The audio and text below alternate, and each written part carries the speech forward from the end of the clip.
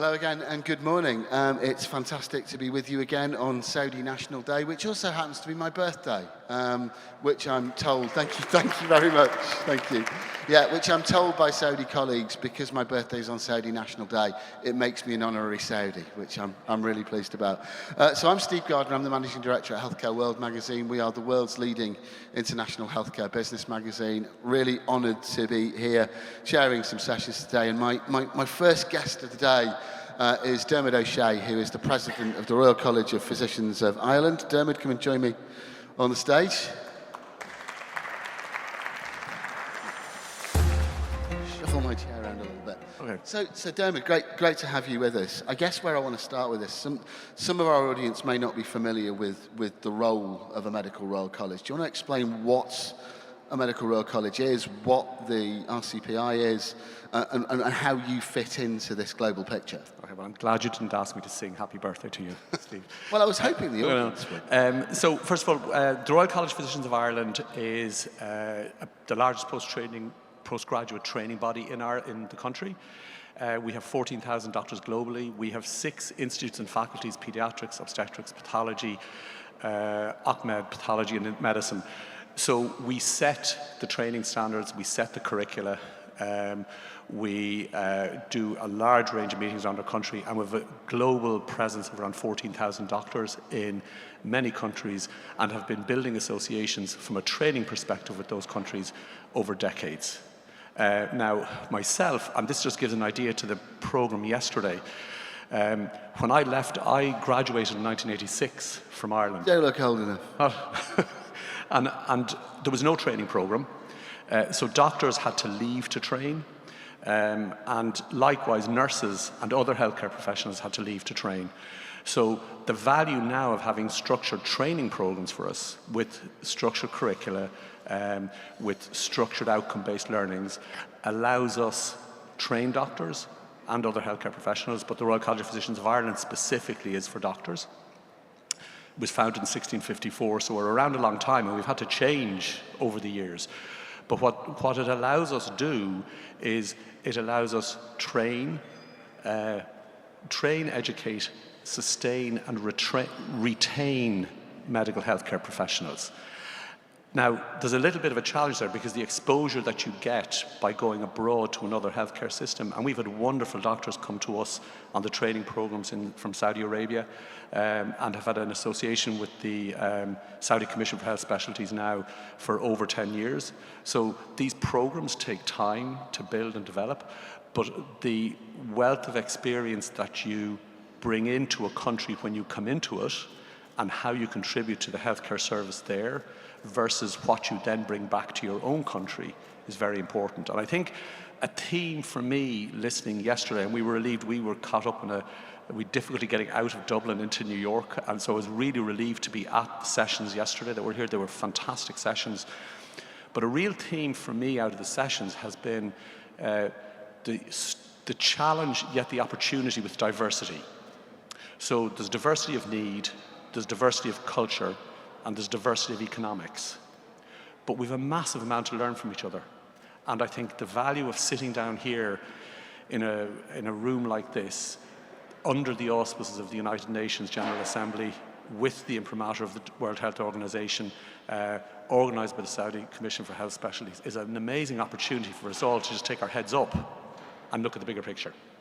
No, absolutely. And of course, you hosted Professor House in Dublin a few weeks ago, didn't you? Literally 3 weeks ago, Dr. Amjad and Professor House were there with the team, and that was very important for us, because they got to come over to us, see exactly what we do. And in fact, we were ourselves in Riyadh in February, I think it was, and had a wonderful event, educational event in the Irish Embassy there. So those associations and connections take time to build. I think that trust and shared experience and shared development is really important. And I think one of the things in that is the context in which, and I think every single person in this room will frame a context around what we're all trying to do, and how, while there are larger shared goals, the context within your own country is very important. So if I was to give an example, When I graduated in 1986, the average life expectancy in Ireland was 69. It's now 83. The population has gone from 3 to 5.5 million. I was very taken with a lot of the panel discussions yesterday, and I know Marion from Liberia is in here, but I had a look, I went back last night and just had a look at some of the statistics. And if you look at Liberia, the average life expectancy when I graduated was 49. It's now 62. In Ghana, and we heard from people from Ghana yesterday, the average life expectancy was, I think, 59, and it's now 66. And the populations have massively doubled. So the context we're all practicing in is changing growth in population and aging demographic, but also expectation and demand is huge and is completely different than it was 15, 20 years ago. I think it's fascinating. I once heard healthcare described as the world's one true growth industry. You know, other commodities may go up and down, other industries may rise and fall, but healthcare our requirement for healthcare is going to continue to grow and grow and grow forever. Yeah, absolutely, and the complexity of what we can do, in fact, actually, that's the other challenge within it. You know, the complexity of what we can do for people. If you know, like, you go back to what you asked me, what does the Royal College of Physicians of Ireland do? Well, it was set up to improve doctor training, to improve patient care, and as a place for people to meet. Now, that was in 1654. Those things don't sound too inappropriate today, but the context in which that practice is happening is completely different. And healthcare now is so completely dependent on teams. You know, it's not, you know, it's very team dependent, and there's also got to be an understanding. And I heard Jim Campbell say this, that what we're really looking for is health equity for all ages in all countries. And you know, the example I heard yesterday where Anne McKenna was talking about the nursing setup in Rwanda and what they were doing educationally there, and the shared experience they had with the nursing team in Liberia to help with regulation. You know, part of the importance of that is understanding that the learning may transfer, but it may not transfer. And unless you know about it, you can't see is it fit for your healthcare system. And it's interesting, I mean, you mentioned Jim. Jim's a good friend, and we talk often about this. The overall goal of universal health coverage for every human being on the planet cannot be achieved without solving the biggest problem of all, which is workforce. I think what's really interesting with your example, the Irish example, is that you look at where we are now and what we're talking about in terms of sharing credentialing, of kind of providing the ability for migration to happen simply and easily for healthcare professionals and to experience different healthcare systems. Ireland is almost the original case in point here. I mean, Ireland was probably one of the first countries to kind of export that diaspora internationally. How relevant do you think that experience is to what we see today with whether it's the Philippines, whether it's Africa, that ability for people to cross borders, gain that knowledge and experience, and then bring it back to their home market? Okay, so I love the title of the meeting that we're at, Healthcare Without Borders. I think that just captures what we're all trying to do. I look back at the history of what happened in Ireland, and we all have our own cultural history, but the doctors and nurses who travelled and left Ireland to help set up the NHS in nursing, to go abroad to countries in Africa to deliver care in Africa, the missionary work, the medical work. We've doctors who travelled the world in the 1800s, and they travelled at times of, and it's really strange when I think about this, in times of pandemic, in times of war, in times of famine. You fast forward all these years later, and we're still hearing about those same themes, sadly. But what we have to do from a training and a healthcare perspective is anchor the experience gained abroad and attract it back to your own country. And obviously, choice, I can choose where I want to work. I spent 10 years out of Ireland before I came back to Ireland. That was ostensibly because there wasn't a training program or there weren't jobs. And, you know, yesterday, I don't know where it was Professor Barbosa or it was Jim Campbell said, for every €1 invested, or $1 invested in health, there's a $10 return. It's really hard to get that across in healthcare because it's unseen savings. But to have a situation where you have healthcare professionals in a country like Liberia or Rwanda having to work free of charge after their training is wrong. And that brings us back then to the training issues and the commonality there is and the shared vision there has to be for improving healthcare delivery and healthcare training. And you do that. I mean, I've always felt myself that the most valuable asset in healthcare are the people who work in it. And I hate using the word asset, but, you know. It's the same in any business, right? I mean, any business in the world, your biggest cost is your workforce, and your biggest investment has to be your workforce. What I love about the Irish example is that, you know, it's a mature example of the benefits of migration. Because you've got a situation, as you say. I mean, I remember growing up as a child in the 80s, and my nurses at my local hospital in England were Irish nurses. And what you've done is you've reaped the benefit of your professionals going and experiencing different cultures and bringing that experience back. Yeah, and I think the other thing that we have to be, and I'm conscious when we're talking under the sort of the United Nations General Assembly sort of side event and with the WHO and what the Saudi Commission for Health Specialties have done, I'm conscious that what we're all trying to do, if you look at what we're trying to do, we're all trying to do the same thing, but the learnings in different countries travels at different pace. And I think I'm not worried about, when I say this carefully, I'm not worried about the migration piece, because I think the shared learning when you go and learn in another culture, the shared learning when you see what's going on from a healthcare delivery point of view, I think people will come back ultimately to their own country. But to do that, you know, and this goes back to how do you value healthcare workers. So I completely accept you value them in one sense by what they're paid, but really you value them by the respect and dignity with which they're treated in the country that they work in, and you value them by the conditions, not just the salaries that you have them working in. And I think healthcare policy needs to catch up in a way that it hasn't caught up. I think you don't see much about healthcare education in major national policies in healthcare in general in countries. And I think getting that at the heart of policy is important. And I think the other thing is, and this speaks to attracting healthcare workers back home, is it's not just about education, it's about education, housing and health. And housing is a big deal. And there's a lovely model that you may be familiar with over in Scotland where they have one health, and housing, health and education are all under one umbrella. And that's advanced thinking. And again, you know, a little bit like I was very taken what the Saudi Commission for Health Specialties have managed to do by getting, for the want of a better word, under the one roof, regulation, licensing, credentialing, and have all healthcare professionals, 750,000 of them under that. Now, you know, when I say some things will work well in one country, it may not transfer to another country. You know, I find that difficult to see how that might sit in Ireland. But nevertheless, seeing that it works in one country makes you look at it.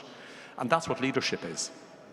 And that's what healthcare professionals have to be increasingly. I think that the clinical voice, and be it nursing, physio, occupational therapy, doctor, the clinical voice at the table is terribly important.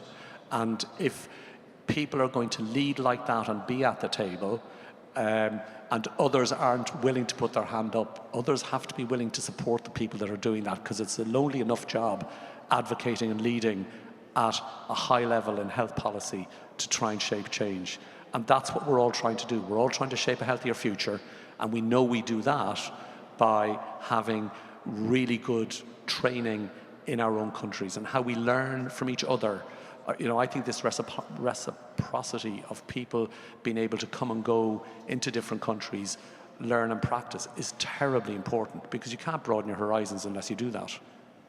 No, it's a really important point. The policy point is really well made as well. I think there's a really interesting piece here around the way in which regulators work.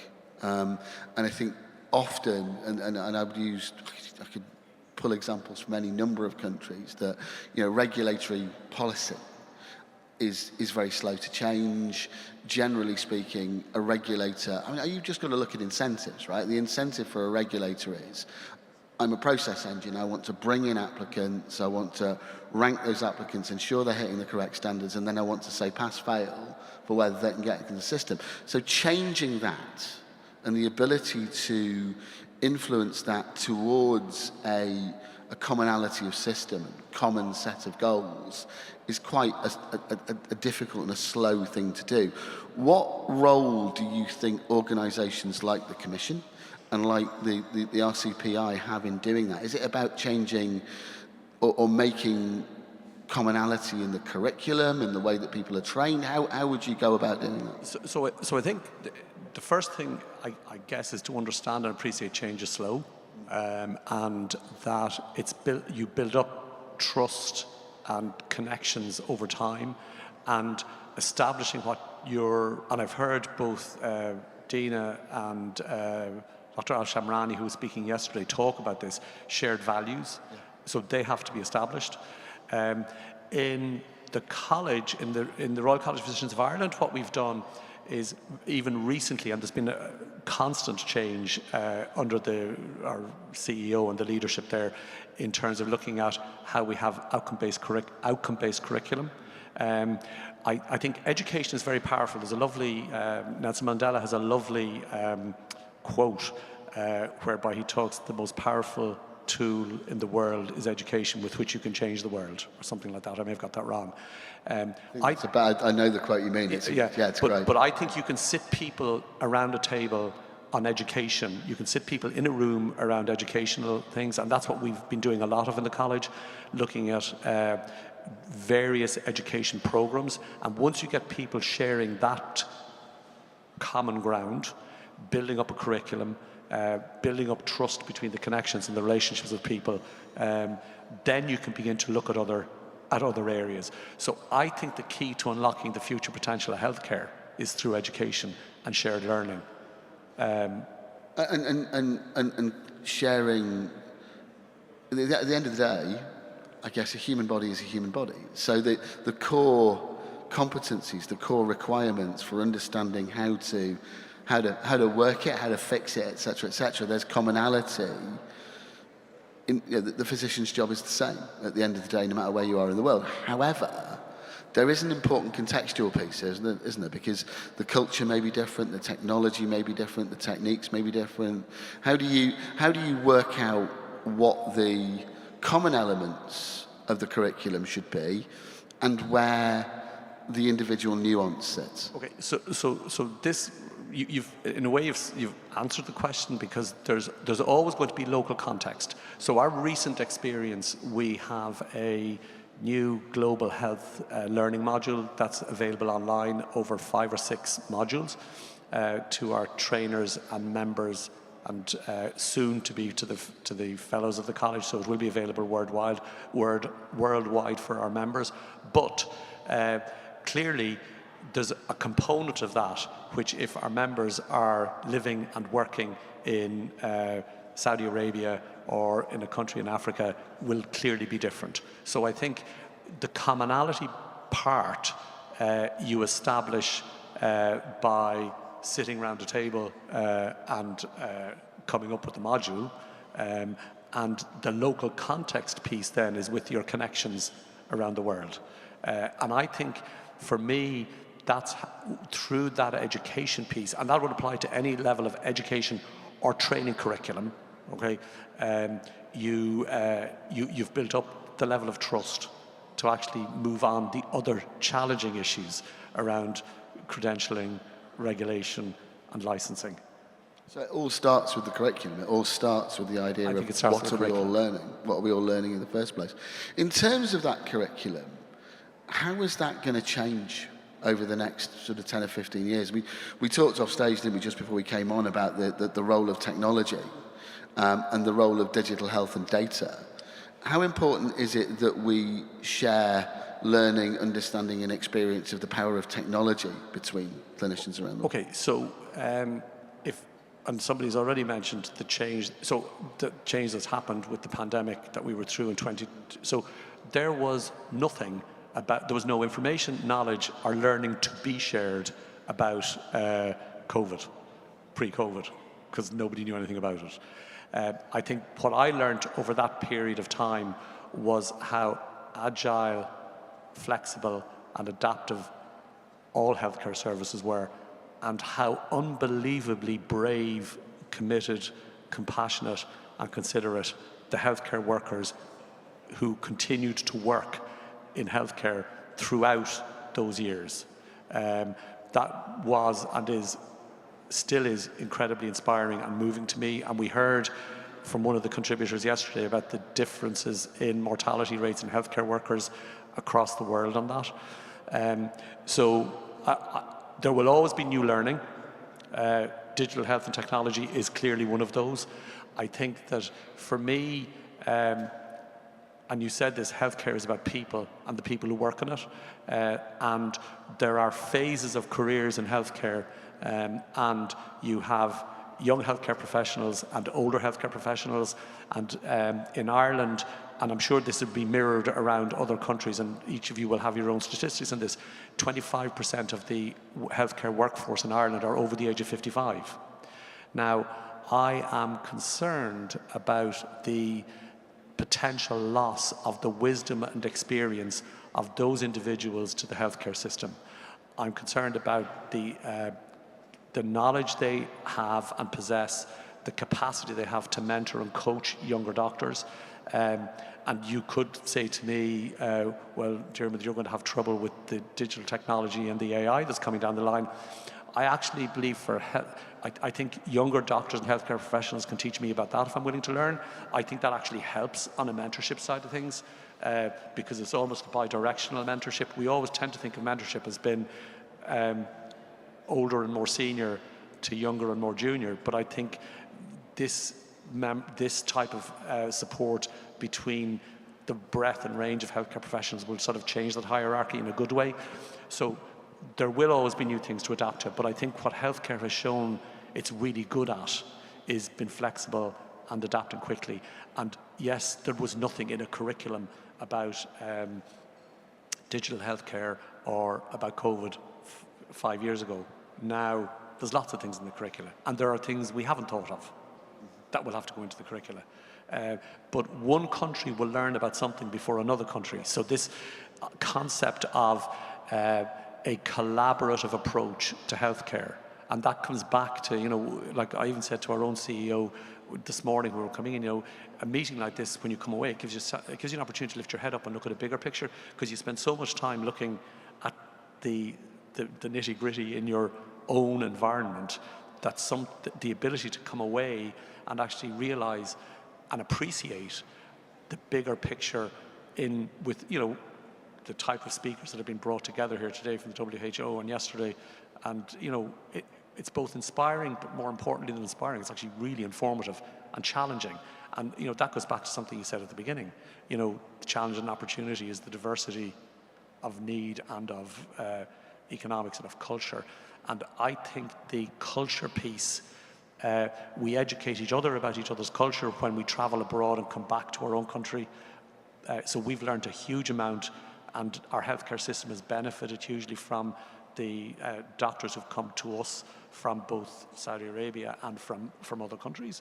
And I would like to think that Ireland has done the same for other countries that we have gone to, because the doctors and nurses who, and I know this, who go to the other countries around the world from Ireland are very valued in the healthcare sectors they work in. They're prepared to work hard, they're well educated and trained because of the programs that we have. And I think this narrative that loads of people go away and don't come back, I think we're all sort of homing birds to our own country ultimately. I do understand there's an economic issue in that, and I'm not quite sure how you crack that nut, because in a world where you're allowed to choose, you can't say people have to come back. There are so many examples. I mean, you look at this city, the Irish population here, and the Italian population here. You look at the diaspora from India and Pakistan in the UK. There are so many examples, and I think you're absolutely right. People don't lose their cultural identity. I was born an Englishman, I'll always be an Englishman. You were born an Irishman, you'll always be an Irishman. You're proud of where you came from, you want to give back. Yes, the economic imperative, the economic opportunity to better yourself, to make money for your family, send money home, whatever. The number of clinicians, for example, from India that I've seen in the UK, who've then gone back to India to set up hospitals. This is that kind of global piece. Yeah, exactly. You know, and I think, you know, for me, you know, exactly what you've said. For us in the Royal College of Physicians of Ireland, ensuring that our training programs are robust, in ensuring that that the standard we set, that the exams we run, that the training we give the doctors, both from our own country and from the doctors that come into the country, that they then have a skill set that they can work anywhere in the world, preferably in their own home country, obviously, because that's where they come, and that's, you know, some of the training programs we have an association with. And indeed, when I came myself to the States, I was in the States for 3 years in Nashville, Tennessee, and the visa I was on, you know, was a very definite time visa that I needed to go back to my own country, but you know, you came for the experience. You got wonderful education. You got a very different look at what a culture and a society does, and you then get to take that learning back. And I actually went back and worked in the UK in Newcastle for 7 or 8 years, so you get to see a breadth, and you bring that experience with you to wherever you now land in your training and subsequent work life. But most important of all, if you spent that time in Nashville, did you develop an appreciation of country music? Absolutely. Garth Brooks, big fan. You know. It's a really interesting point, though, isn't it? Because at the end of the day, physicians are human beings, healthcare workers are human beings, and so much of this is about, I think, every single one of us in this room, every single one of us in this city, every single one of us in this world has something to teach and something to learn. So ultimately, it's about bringing people together, bringing human beings together to share ideas and to share knowledge. So to that end, how important are the kind of workforce exchange programs that we're seeing around the world? So allowing doctors and healthcare professionals to go and experience another culture and then bring some of that knowledge back in a shorter term. Okay. So the residency and fellowship programs, for example, that we run in Ireland, and specifically as we're here today with the Saudi Commission for Health Specialists, that those residency programs and fellowship programs give doctors, depending on their need, 2 or 3 years or a little longer, to go through the exact training program that we would run for our residents and fellows, but adapted to the needs for the specialty that they're looking at. So, for example, a number of years ago, we had won the first, if not the second, and I can be corrected by Dr. Amjad if I'm wrong on this, or Dr. Amshal Rami, on the first urogynecologist to practice in Saudi Arabia. And that was really very important for us as a college. We felt very honoured that the Health Commission decided that's where they would send somebody, but it spoke volumes to us about the training program we had set up. So I think training programs are dependent on a number of things. They're dependent on the need for the population that somebody's going to come back and serve. So when I went over to the States, there weren't many clinical pharmacologists in Ireland. So that was one of the areas identified when you went abroad and trained that might be worth you as an individual pursuing. In Ireland at the time, there's no guarantee I would be getting a job when I went back, but you were making yourself attractive to employ. So the training programs that we deliver in the Royal College of Physicians of Ireland, if we know what the doctors are looking for when they're coming over, we can modify the programs for that training. But they're still doing the core training program with us. There's another really interesting point under the benefit of this kind of these opportunities that we've not talked about, which is the opportunity to see different condition areas, different physiologies, experience different kinds of healthcare delivery system. Yeah, the reason I think, and actually I suppose I haven't touched on this, the reason I think that's so important now is that when you talk about migration of healthcare workers, what's completely different is the global migration. So when I was working in Ireland in 1986, there are certain conditions, people with conditions that we just never have seen because they didn't travel to Ireland. So now we have a very multicultural society in Ireland. So we see lots of different diseases and conditions, people coming with diseases and conditions. So the benefit of actually having trained in a country where those conditions are very prevalent gives you added knowledge. Absolutely. I particularly love something Dr. Dina said in her opening address around, can we get to a point where healthcare professionals can travel as easily as diseases travel? Yeah, I like that one. Yeah. Absolutely. Dermot, it's been absolutely fantastic. We're out of time. Thank you so much for this conversation. It's been brilliant. And thank you all for listening. Thank you. Thanks very much, Steve.